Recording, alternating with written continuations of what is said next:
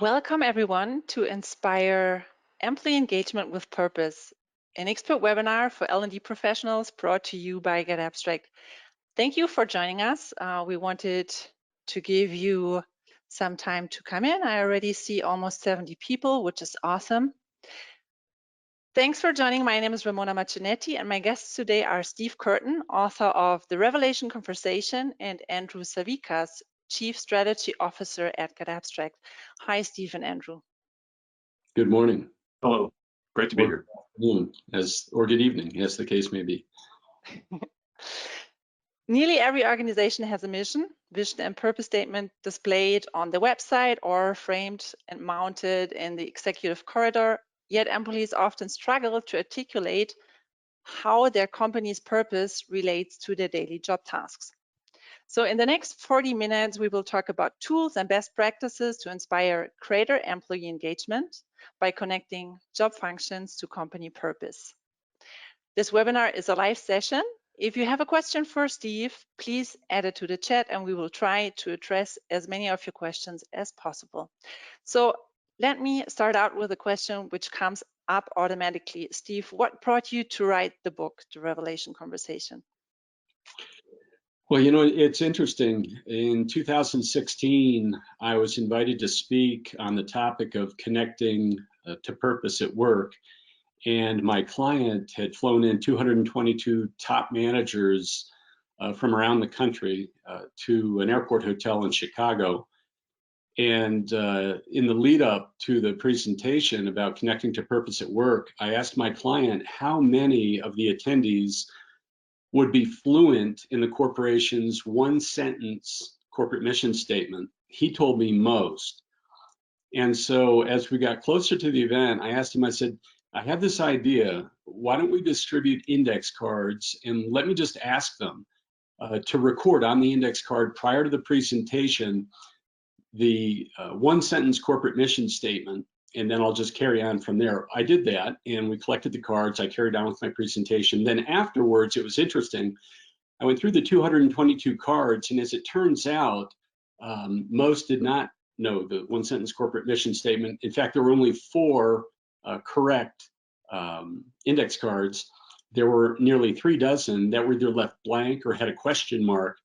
And at least one top-level manager thought it was a trick question, and he or she wrote on their card, I don't believe we have a corporate mission statement at this time.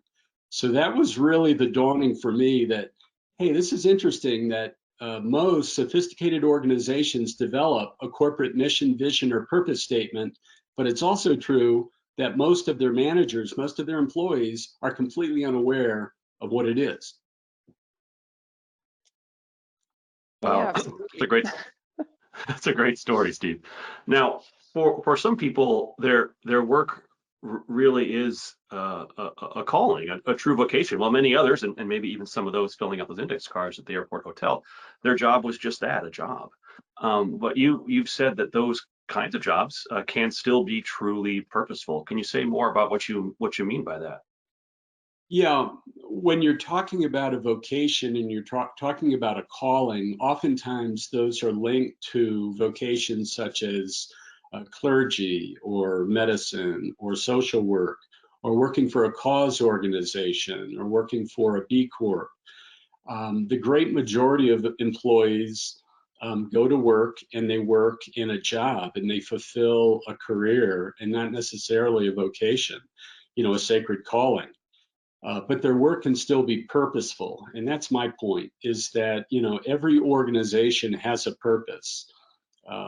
Whether or not they've articulated it, every organization has a purpose, because the literal definition of organizational purpose is why the organization exists. And it's the same for a job role. You can ask for every job role in the organization, why does this job role exist? And when you get to the answer to that question, you uncover the purpose of the job role. And so every job role can be purposeful. Got it. Thank you. You know, there's something else that I spotted in your book, and I think we have a slide for it. There's a distinction that you make in a kind of a growth model that you've presented, where you separate personal development into horizontal and vertical paths. these sort of two journeys. Can you sort of walk us through the difference between and the importance of both of these axes of personal development? Because I think it was a really great model. Yeah, sure. Yeah, from birth, really, we're on two journeys. And so the journey you see, the vertical journey there on the left, is a journey of self-discovery. And that's a very intimate, a very private journey. It's our existential journey in life into the meaning of oneself and one's being. It's inaccessible to others. It's very private. Unless we choose to share it, it's about personal fulfillment, as opposed to the horizontal journey of self-improvement, which rather than being an existential journey, it's an intellectual journey. Rather than being private and inaccessible to others, it's public and accessible to others. Our coworkers, many of them are on the same journey. Peers, mentors, supervisors can oversee the journey and can contribute to our development. So they're two different journeys. And the reason that I open the book with this distinction between the two journeys is that a number of organizations conflate them and they meld them. And there's this expectation that when your personal journey, your private purpose, your purpose in life is aligned with your purpose at work, the organizational journey, that somehow a job match nirvana. But the reality is that it's absurd in most cases. I mean, my professional journey and my purpose at work, which is to inspire greater employee engagement by connecting job roles to purpose, has very little to do with my purpose in life. Thank you, Steve. That is making me think. There has been some pushback lately regarding the notion that we should look for purpose, joy, and fulfillment in our jobs. I'm thinking here particularly about Sarah Jaffe and her book, Work Won't Love You Back. So the elevation of purpose above everything else can lead to burnout and justify also poor working conditions. That's what Jaffe claims. Where do you stand on this debate? Well, on the debate, I think number one, that most employees are disconnected from purpose at work. And the reason that most employees are disconnected from purpose at work is that the management level above them is also disconnected from purpose at work. You know, recall my opening story. Less than 2% of the senior leaders in attendance could articulate the corporation's one-sentence corporate mission statement. And I'm not sure, those who are participating in this webinar, maybe you can bring to mind, without the use of a smartphone or without looking it up, maybe you could bring to mind your organization's purpose. Maybe you're aware of your job purpose. Maybe you're fluent in your organization's core values, but I doubt it. And because of that disconnect, Sarah Jaffe, and I haven't read the book, but I'm less jaded about the impact of purpose in the workplace, because I think for the most part, it's largely unknown and undiscovered. It's not that it hasn't been articulated. It's likely with a sophisticated organization, it's been articulated, it appears on the website, it appears on the screensaver, it appears in the employee handbook, it's enshrined in the executive corridor behind a pane of glass or on a plaque. So it exists. But at issue is that it hasn't been revealed, certainly to frontline non-management employees, aside from the onboarding or the orientation process. And because it hasn't been revealed, they're disconnected from it. It hasn't been connected to their daily work activities. It hasn't been leveraged to inspire greater employee engagement. And that's a missed opportunity. Mm-hmm. That makes sense. Thanks. While we are talking, I'm also spotting the chat, and there is a question which is asking about the differentiation between job function and job essence. So this is something you're talking about in the book also. What is the difference between a job function and a job essence? Yeah, well, every job consists of two dimensions, job functions and job essence, and it consists of three parts. Two of those parts are within the job function dimension of the job role, and then one of the parts is in the job essence dimension of the job role. And so, yeah, this slide, gives a nice visual. You can see job functions consist of job knowledge and job skills. And that's where most employees stop, because that's where most supervisors stop. In other words, if you possess adequate job knowledge and you can demonstrate sufficient job skills, then by extension, you are competent to execute assigned tasks, duties, job responsibilities. That's where most supervisors stop. When the when the work group is competent, they can move on to a newly hired employee who's currently involved in on-the-job training in order to make him or her competent. But that's where they stop, typically.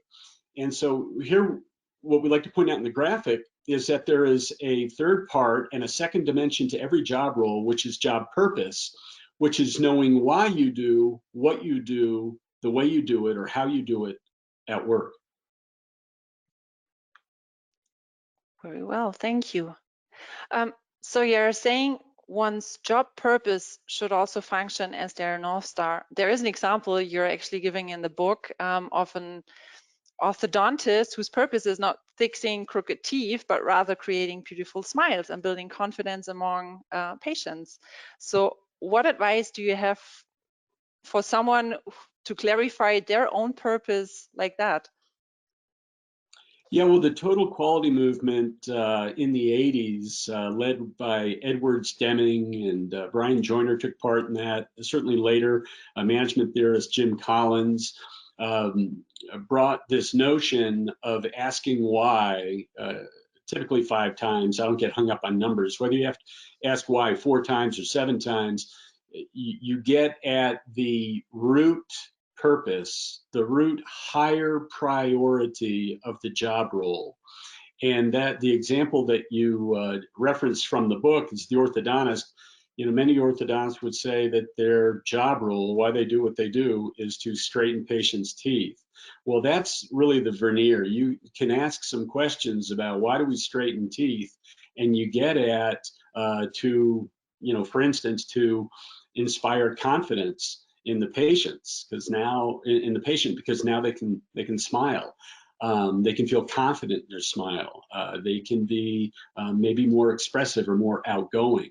They can initiate interactions with others confidently. So there's really a root cause for every job role. Another example from the book, my background is with Marriott Hotels. And when you think about if some of the viewers have done some traveling, they've interfaced with a hotel housekeeper. If you were to imagine what their job role, if you were to ask them, why do you do what you do? Most housekeepers in most hotels would say to provide a clean guest room. And they'd be right from the standpoint that that's table stakes. You have to provide a clean guest room, or you're not competent to do what you do, okay? So they possess adequate job knowledge, they demonstrate sufficient job skills, they're competent, and they can provide a clean guest room. But again, that's very top level. You ask, why do we provide a clean guest room? Well, to satisfy guests. Well, why do we satisfy guests? Well, to inspire their recommendations. Well, why do we inspire their recommendations? Well, the intent to recommend question on our hotel satisfaction survey is correlated with guest loyalty. Okay, well, why do we want to have loyal guests? Well, loyal guests are responsible for 80 to 90% of the positive word of mouth about our hotel. They're less price sensitive, and they have higher return and repurchase rates. That's why we want to. Okay, so what's the true purpose of your job role? Is it to provide a guest room, a clean guest room? No, it's to create a loyal guest. And so you just have to keep asking better questions to get at the true purpose of the job role. And then think about it. How will that housekeeper behave differently if he or she knows that the higher purpose of their job role is not simply to provide a clean room, but to create a loyal guest of the hotel? Will they look beneath the bed, pay attention to detail, be observant to remove any evidence of a previous guest?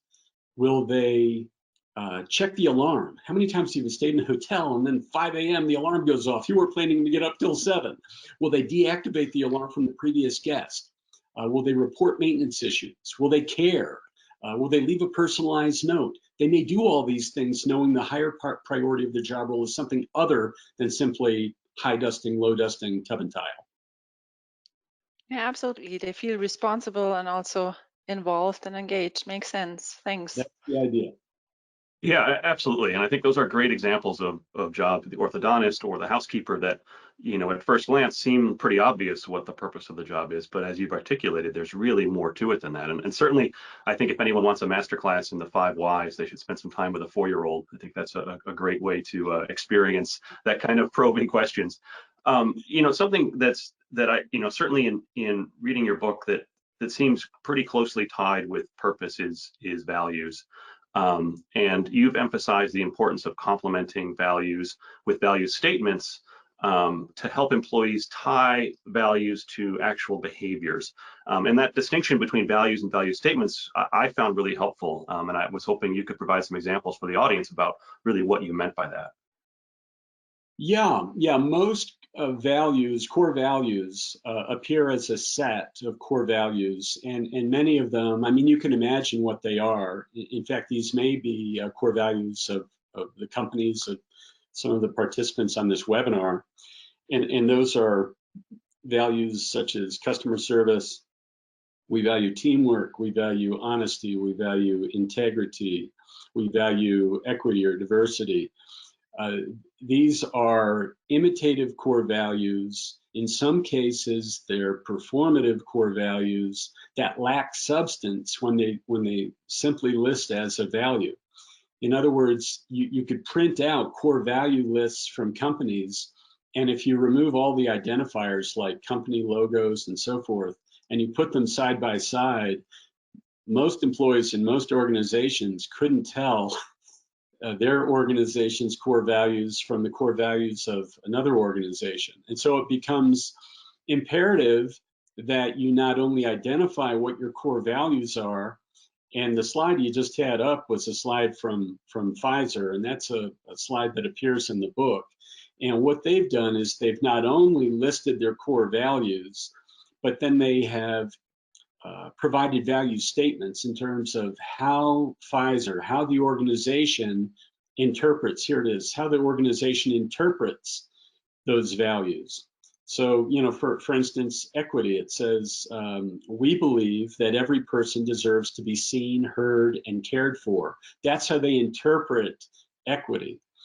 And then they take it a step further and they say, well, this is how we behave around the value of equity. In other words, this is how we actuate the value of equity in our organization, in our day-to-day behavior and decision-making. So this happens when we are inclusive, when we act with integrity, and when we reduce healthcare disparities. And Pfizer is a really good example because oftentimes, as I said, values are just performative or imitative, and they just reside there to look good. And what Pfizer did, during the health crisis, during the COVID-19 pandemic, as we were leaving 2020, entering 2021, and we had a vaccine, a first-to-market vaccine from Pfizer, they priced it at the cost of distribution to low-income countries in order to address the healthcare disparities and honor the value of equity. Mm-hmm. Very good example. Thanks. Go ahead, Andrew. Was I interrupting you? Sorry. Okay. No. I'm sorry. No, I was just saying I appreciated the example. I think the Pfizer one is a very timely one. Mm-hmm. To give our audience some really hands-on advice, Steve, what exactly is a revelation conversation, and how do you go about such a conversation, especially if you have never done that before? Yeah, well, the revelation conversation is introduced for the first time. I mean, that's the title of the book. The cornerstone chapter of the book is chapter 4. So you really, you wade through the first 3 chapters, the first one being the 2 journeys that we discussed earlier, chapter 2 being this distinction between job function and job essence to reveal the totality of the job role. And then what we point out in chapter 2 is that every job role has its own unique purpose, as we've been talking about.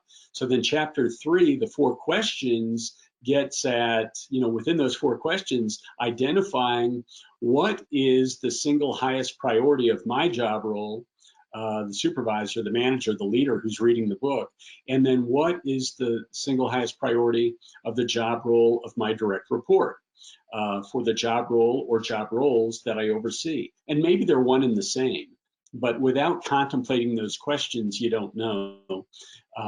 So you actually go through chapters 1, 2, and 3 in order to be prepared for chapter 4, which is to initiate the revelation conversation.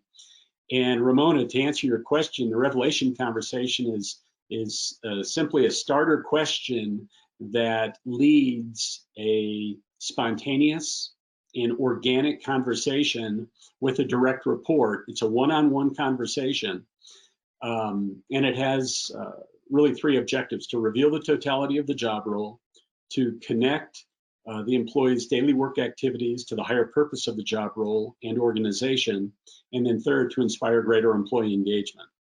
And the question is this: you would approach, you're girded, you're prepared, right? Because you've read through the book, and you're prepared to ask the question, would you describe for me, from your perspective, your job role, what your job entails? That's the question. And then you go silent. And then usually what they'll do is they'll say, well, let me see, describe my job role. And what they'll do is they'll give you a litany of job functions. Okay, essentially the bullet points in your job description. And I know this to be true because I've asked this question a lot in my consulting work. So they list job functions, and then I would say, as the manager, I wouldn't chastise them and say, everything you've listed is a job function. Don't you know about job essence? Don't you know about the higher purpose of your job role? Because of course they don't, because nobody's talking about that. What people are talking about are job functions. So that's what they're fluent in. That's what they're aware of. They're competent. They know what those are. But what you would say is, listen, everything you've listed is important because it's not zero sum. It's not job functions or job essence. It's not execution and delivery or purpose and contribution. It's both. And so you need to validate what they've said. And you say, listen, everything you've said is important. It's vital to our success. It's vital to your job role. But if that's how you would describe the totality of your job role, then I, your supervisor, your manager, has explained your job role to you incompletely. And there's this whole other dimension of your job role, which is job essence. And that's your single highest priority at work. And then they'll say, what's job essence? And you'll say, well, it's your single highest priority at work. And then they'll say, well, what's that? And then because you've contemplated it, because you've thought about it, you'll say your single highest priority at work is whatever that may be. Create a promoter of the hotel, create a loyal guest, as in our earlier example. And then this leads to a productive conversation with the direct report about how exactly they go about doing that. Mm-hmm.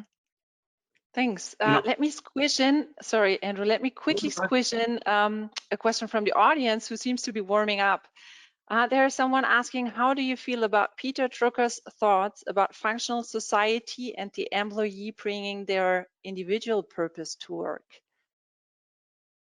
Yeah, well, I think that, I completely agree. If you have an individual purpose that is aligned with the purpose of your job role or the purpose of the organization, and that doesn't necessarily have to be at a cause organization or a B Corp like Bombas or Warby Parker. That could be, that could be in any business. It's a reference to the story about the mason who, when asked what he was doing, when he was building a wall with bricks, is not just that he was laying bricks, but that he was building a cathedral for generations of families to worship in.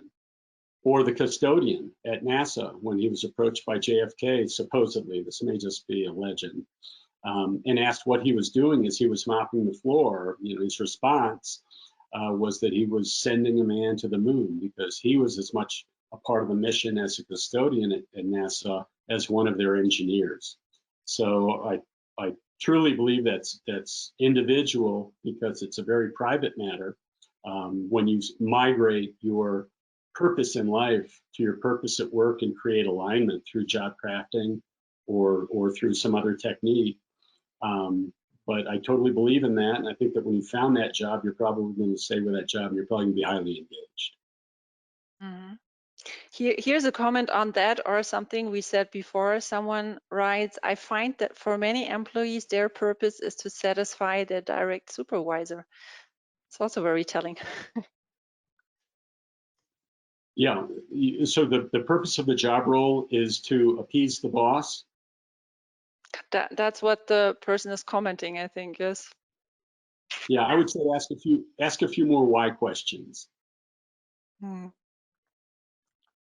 You know, Steve, you talked about the importance of that revelation conversation being spontaneous and, you know, really, you know, fairly informal. And, you know, I think your examples illustrate how uncommon it is for people to have those kind of conversations that really clarify purpose and essence for the job. And I know certainly a lot of managers don't look forward to having important conversations that are impromptu and informal and unscripted. And so I would, you know, love to hear from you, you know, if as you pointed out, this kind of conversation really doesn't work unless it's, you know, adapted to the individual and feels to them like it's and is really about helping them on this journey. So absent you know, a script or you know, a real set of talking points, what could a manager who's doing this, you know, for the first time or the second time better prepare themselves to lead an effective revelation conversation? Yeah, you know, I would say just do it. It's like anything else. The first time you do it, there's going to be, you know, perhaps a level of discomfort. So maybe when I selected the first uh, candidate for a revelation conversation, I might do that. This doesn't mean that you couldn't rehearse with a spouse or a significant other or a roommate. You could, or a peer at work. You could. But if you felt comfortable approaching, you know, process of elimination, you have, you know, maybe more of a high trust relationship with one person than another 9. Maybe approach that individual first. And you may even give them some background, you know, that you attended a webinar, or that you read a book, or that you read an abstract, and you gleaned insight into this conversation. And then you just ask the question. You know, it's a simple question. Would you describe for me from your perspective? So there are no wrong answers. So it's very non-threatening. It's a very approachable question. Would you describe for me from your perspective your job role, what your job entails? They're going to list a set of job functions. That gives you an opportunity to say, if that's how you describe the totality of your job role, then I, assuming you're their supervisor, I've described your job to you incompletely. There's another dimension of your job role apart from job functions, which is job essence. And they're going to say, what's job essence? You're going to say, what's your single highest priority at work? And they're going to say, what's that? Because they don't know. They know their job functions, but they won't know the answer to that question. They may say, if you were to ask them, and I've done this, I've asked, you know, 5 people the same job role, what they do, and those lists are all very similar. But then I'll ask them why they do it. And again, individually, what's your top priority at work? You know, and they'll say, you know, what they think you want to hear, you know, quality, customer service, safety, productivity, cost containment. These are all the things they're going to say. But I didn't ask for a litany of priorities at work. I asked for your single highest priority at work. And that's really up to the manager to determine in advance of that conversation and to reveal, articulate, make clear during the conversation. And then that leads to a ton of great conversation that's unscripted. You know, once I know what my single highest priority is, again, back if I'm that housekeeper and I recognize my single highest priority is to create a loyal guest of the hotel, how do I go about doing that? And this is a very productive conversation. What can I do besides the technical aspects of my job to do that? How can I express genuine interest in the guest? How can I convey authentic enthusiasm for what it is that I do? How can I provide a pleasant surprise? And there are a myriad of other ways in which we can create a promoter of the hotel, a loyal guest of the hotel, as opposed to simply providing a clean room. Mm-hmm. Steve, you've mentioned the manager quite a few times, but what do you see as the role of L&D in supporting revelation conversations and creating team alignment? Yeah, the role of leadership and development. I came from a human resources, that's the umbrella, human resources organization, worked within training and development on both the development and the delivery side. And, you know, I'll tell you, human resources and everything that falls underneath it, oftentimes, you know, is focused on, you know, enforcement of a, you know, for instance, if you look at this as a training initiative, as enforcement of this training initiative, as opposed to enrollment and bringing people on board. And so, you know, I would say that they would really need to approach it. And this is a distinction, by the way, that I learned from a well-known author here in the United States named Seth Godin. He makes this distinction between enforcement and basically, you know, butts in seats and mandates, and enrollment, which is, or enlistment, which is getting buy-in in order to produce the outcomes that you'd like. And so, you know, to respond to your question on the human resources and the training and development side, I think the priority is to get buy-in from your customers, your internal customers, that we are better off as an organization with not only supervisors and the management levels above them being aware, in fact, being fluent in organizational purpose, in job purpose, in core values, not just imitative set of core values, but how we interpret them as an organization and how we apply them at work, to be aware of that and then to cascade that information to every employee in every role throughout the organization. That becomes the work of human resources and training and development from an enrollment standpoint, in terms of, you know, creating the training, delivering the training, and really serving as a champion for this effort. Mm-hmm. Thank you. And there is another kind of challenging question from the chat. How does one balance the requirements of the job that may not directly align to the higher purpose, but is critical to be successful in a job role? Yeah, you know, let me think about that. Coming from a hospitality background, you know, at Marriott, you know, customer excellence is one of the values, and certainly a focus on customer service. There's another value that is aligned with innovation and change. And so I think in response to the question, I'd say that not every value will necessarily be a match for every individual. So if I'm working in hospitality, customer service, that's going to be likely, that's going to be a match. And I'm going to be, you know, thriving working in the world of hospitality.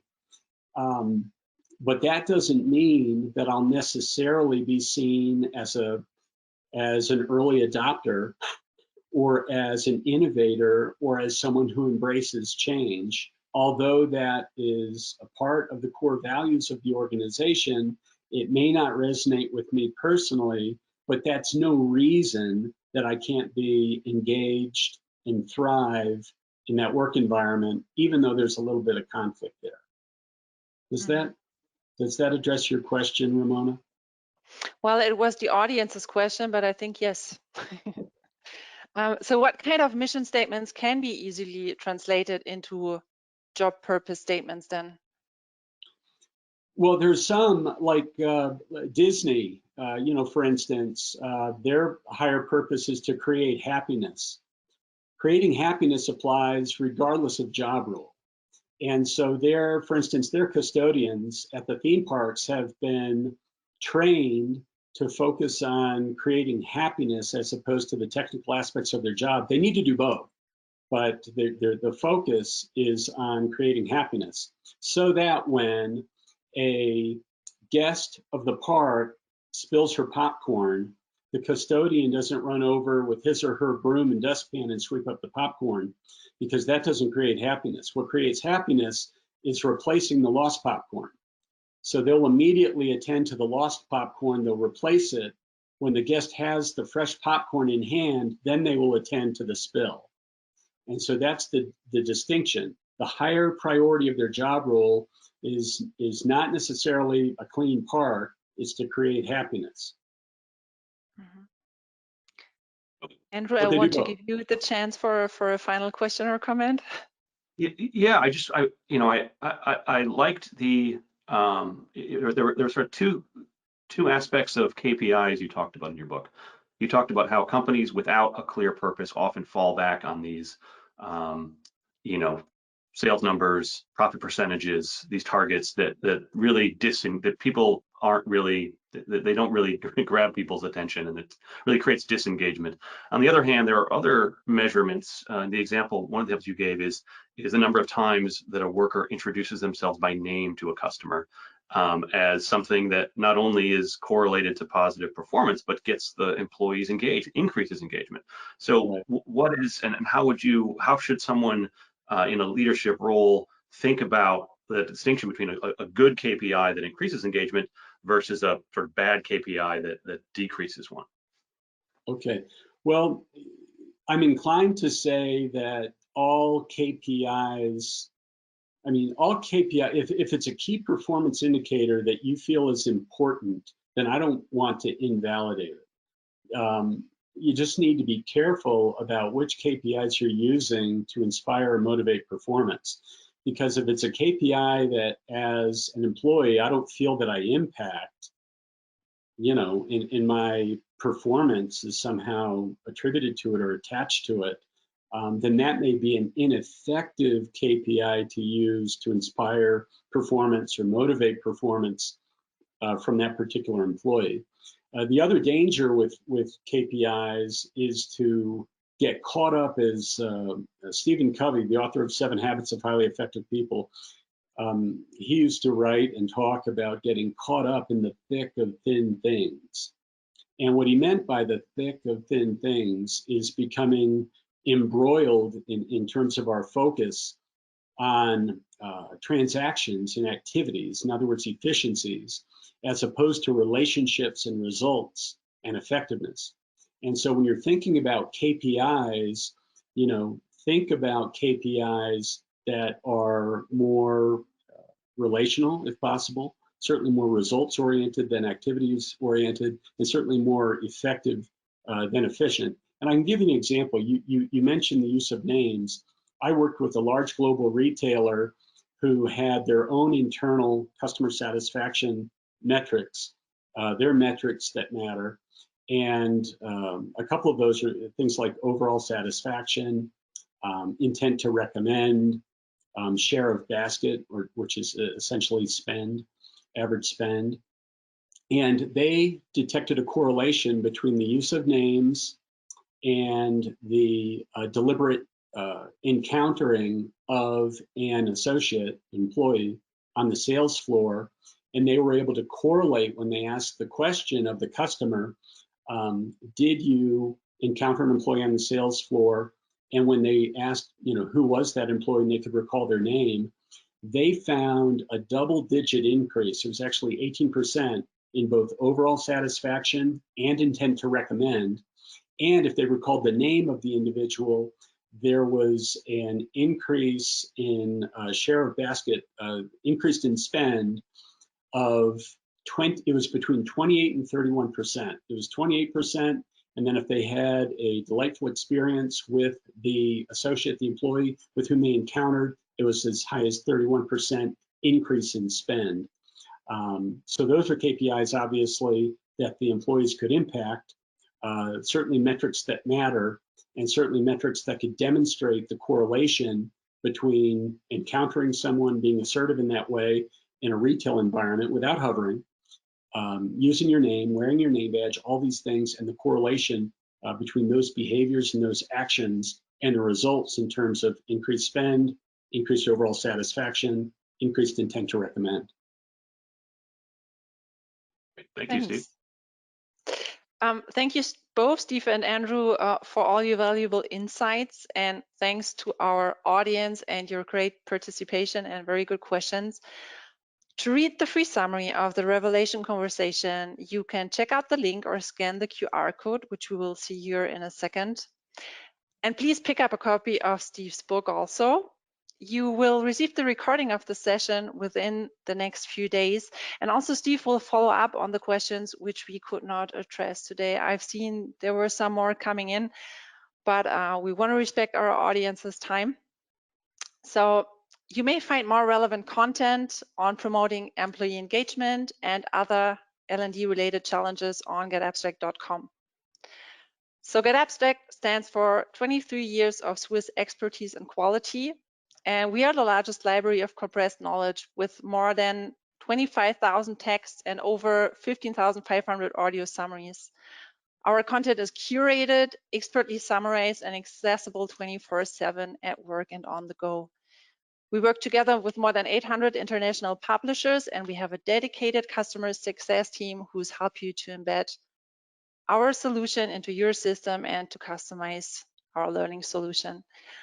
We also offer innovative learning tools, which are designed to help learners to apply the knowledge. So please hang on for our teaser video of our latest tool actionables.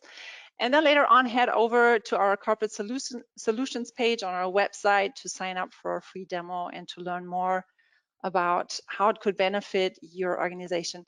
Thank you again, Steve and Andrew. It was great to have you here today. Thank you. And, Thank you very much. I guess that's all from now. Please stay tuned for upcoming events, and bye-bye. Have a great rest of the day. Bye-bye. Thank you.